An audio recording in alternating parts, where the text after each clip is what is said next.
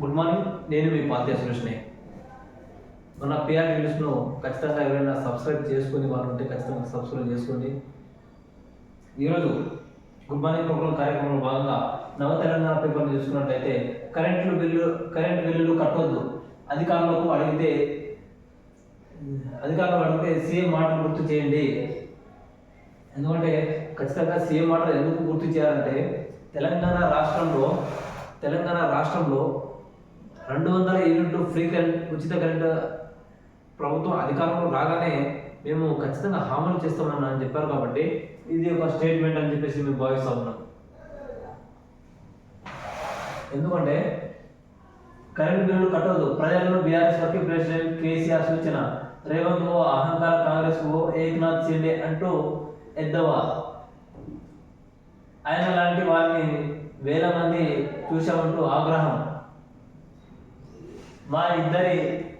మా దగ్గర బోనుంది, మా కార్యకర్తలే చెట్టుకు వేలాడతారు.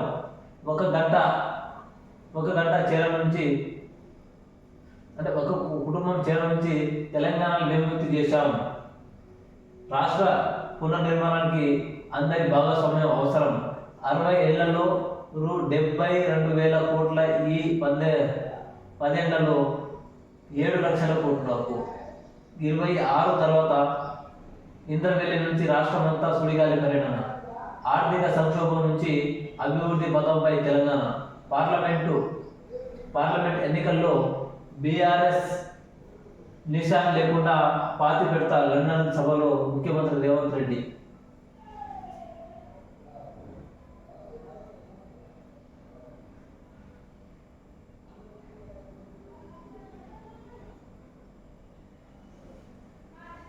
కేంద్ర ప్రభుత్వ నిర్లక్ష్యంపై కేరళ ఆందోళన. ఫిబ్రవరి 8న జంతర్ మంతర్ వద్ద సీఎం మహా ప్రజా ప్రతినిధులంతా భారీ ధర్నా. అంటే పినరయి విజయన్ గారు అంటే కేరళ ముఖ్యమంత్రి మరియు కేంద్ర ప్రభుత్వ నిర్లక్ష్యంపై ఆందోళన. ఫిబ్రవరి 8న జంతర్ మంతర్ వద్ద సీఎం సహా ప్రజాప్రతినిధుల భారీ ధర్నా. ఒకవేళ తెలంగాణ కూడా అన్యాయం జరుగుతుంది కేంద్ర రాష్ట్ర ప్రభుత్వాల నుంచి అని చెప్తే మనం వీళ్ళకు సపోర్ట్ చేయవచ్చు, కేరళ వాళ్ళకు సపోర్ట్ చేయవచ్చు.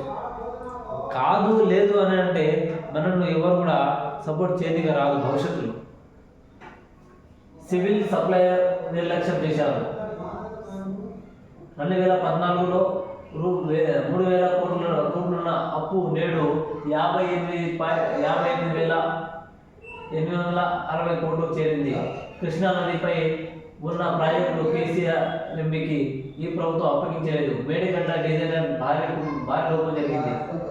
డిటెక్టెడ్ మైండ్ సెట్ ఉన్నోళ్ళు కరెంట్ బిల్లు కట్టొద్దంటారు. బీఆర్ఎస్ పై ఉప ముఖ్యమంత్రి బట్టి విక్రమార్క. కరెంట్ బిల్లు కట్టవద్దని చెప్పారు కాబట్టి వాళ్ళు ఈరోజు ఈ స్టేట్మెంట్ ఇచ్చారు. 2 దేశాల ఏర్పాటు శాశ్వత పరిష్కారం. రాజ్య సంక్షోభంపై అలీనోద్యమం. సమావేశాల్లో భారత విదేశాంగ మంత్రి జైశంకర్. జమిలీ ఎన్నికకు నిర్వహిస్తే ప్రతి 15 ఏళ్లకు ఈవీఎంలకే రూ. 10,000 కోట్లు. మేడారం జాతరకు మరో 30 కోట్లు. జీవో 59 పేరిట ప్రభుత్వ భూముల కబ్జా చర్యలకు మంత్రుల ఆదేశం. ప్రాణ ప్రతిష్ఠ రోజు సెలవెందుకు కోర్టును ఆశ్రయించిన మహారాష్ట్ర విద్యార్థులు. రాజ్యాంగంలోని 5 ఆర్టికల్ సవరణ. కేంద్రానికి ఎన్నికల కమిషన్ సమాచారం. కళాక్షేత్రం 3 నెలలు పూర్తి. కరెంట్ బిల్లులు త్వరలో మాఫీ. జిల్లా ఇన్ఛార్జ్ మంత్రి పొంగులేటి సమీక్ష సమావేశంలో పాల్గొన్న జిల్లా మంత్రులు, ఎమ్మెల్యేలు.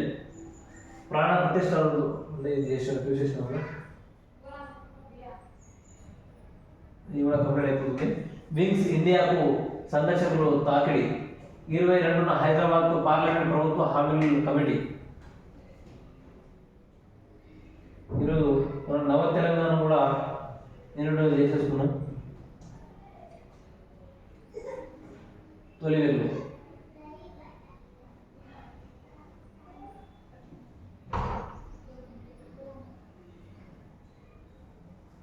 ఒక నిమిషం.